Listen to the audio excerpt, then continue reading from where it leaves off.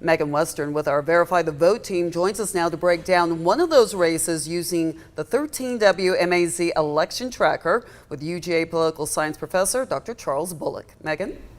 Good evening, guys. Right now we're taking a look at the race for District 145. This is going to be a really interesting race to watch tonight. That's because last year a federal judge ruled that Georgia must create 5 minority black districts. Now Macon got 2 of those, District 145, which we're taking a look at right now, and also District 149. Now, Mr. Bullock, as we're thinking about either of these races, what should we keep in mind? What's going to be interesting? What stands out? Well, yeah.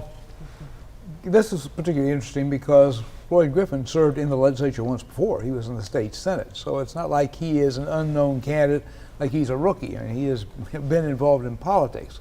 So that makes him, I think, a very credible challenger to the incumbent. As we think about House District 145, this is a completely new district. Right. It was created to represent a black majority. When you hear that, it covers part of Bibb County, it covers part of Monroe. Do you have any thought on which way it could lean? Well, yeah, once a district gets above about 40% black, then there's a very good chance that it will elect a Democrat.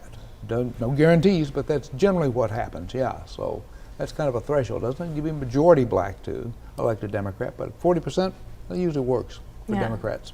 Now, as we think about either of these districts, how could either of these races impact what we see in the General Assembly? Well, right now we've got 102 Republicans, 78 Democrats. Now, what I think is going to happen, and it won't happen all just here in Middle Georgia because there are also some districts in Metro Atlanta that could flip.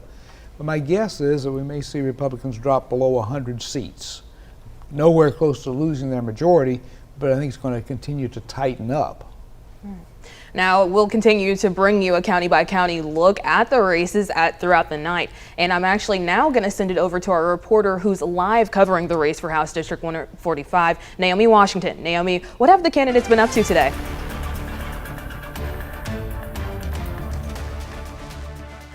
Megan, like you all were just talking about, polls in Central Georgia closed at 7:30, and here at the Monroe County Recreation Center, voters have been coming here through this gymnasium door right here to cast their votes last minute. I spoke to the poll manager, and she says over 600 people came here to cast their votes last minute, and there was even a line outside of this door around lunchtime. You told us in our listening lab that inflation was on the top of your mind. That's what voters here in this district said, and I spoke with both Tangi Herring and Noah Harbuck about what they think is causing inflation in Georgia and what they plan to do about it. Inflation, most of it, especially groceries and gas going up, is a federal issue, and it needs to be taken care of. The last 4 years haven't been the best for grocery stores and gas stations, but one thing I want to focus on here in Georgia is insurance rates. I'm an insurance agent, so I've seen our rates go up 40% in the last 2 years.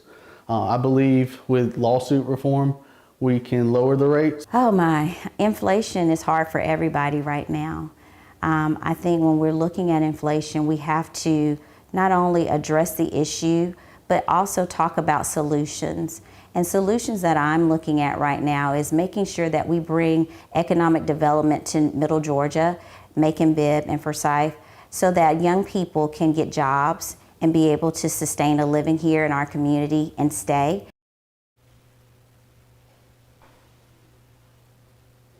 I'll be connecting with both of them a little later on tonight at their respective watch parties. But until then, in Monroe County, Naomi Washington, 13 WMAZ News. Back to you, Megan.